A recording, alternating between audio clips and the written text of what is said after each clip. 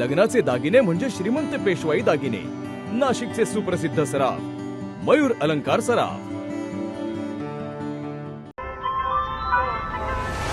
ताज्या बातम्यांसाठी नाशिक न्यूजच्या YouTube चॅनलला सबस्क्राईब करा आणि बेल आयकॉनला प्रेस करा.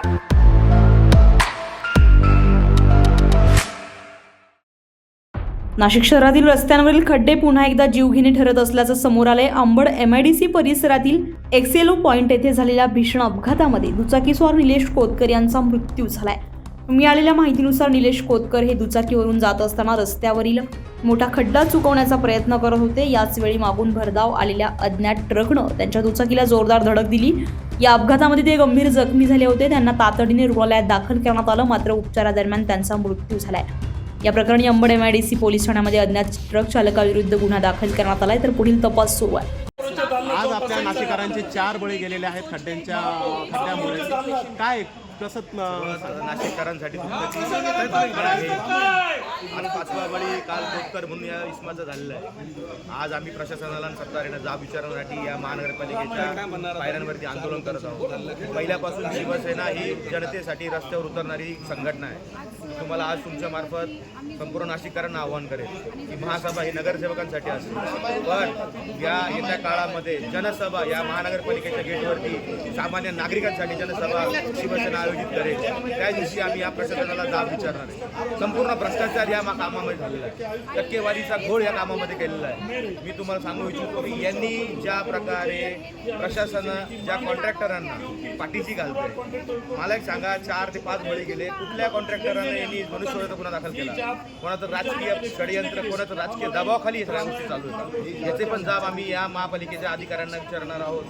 आणि तुमच्या मार्फत मी नाशिककरांना विनंती करेन, संपूर्ण नाशिककरांनी जन आंदोलनाची तयारी करा. पुढच्या काळात जन आंदोलनासाठी तुमच्या नाशिककरांची आम्हाला गरज आहे. संपूर्ण शिवसेना आपल्या नाशिककरांसोबत. शिवसेनेच्या वतीने पुढचं आंदोलन कशा पद्धतीने असणार? मी सांगितलं ना आपल्याला की जनसभा आम्ही या महापालिकेच्या गेटवर आयोजित करू. जशी महासभा होत असते नगरसेवकांची, तशी जनसभा आम्ही या महापालिकेत आयोजित करू.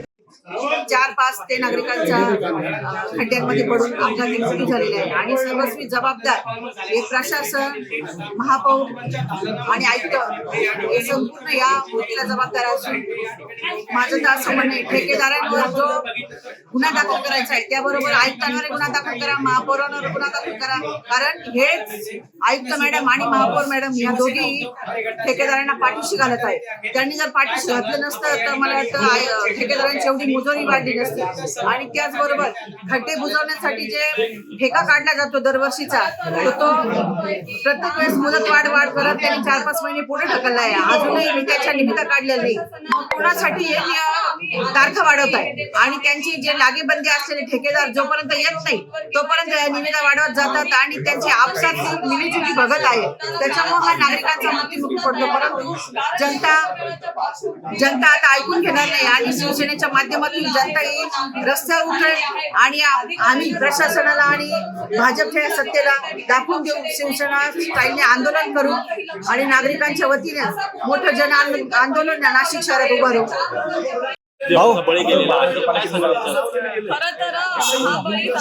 आज नाशिककरांसाठी खूप दुःखाची गोष्ट आहे की ज्या नाशिककरांनी लोकप्रतिनिधींना मतदान केलं, आज ते लोकप्रतिनिधी या नाशिक शहरातील 4 नागरिक खड्ड्यामुळे त्यांचा जीव गमावला.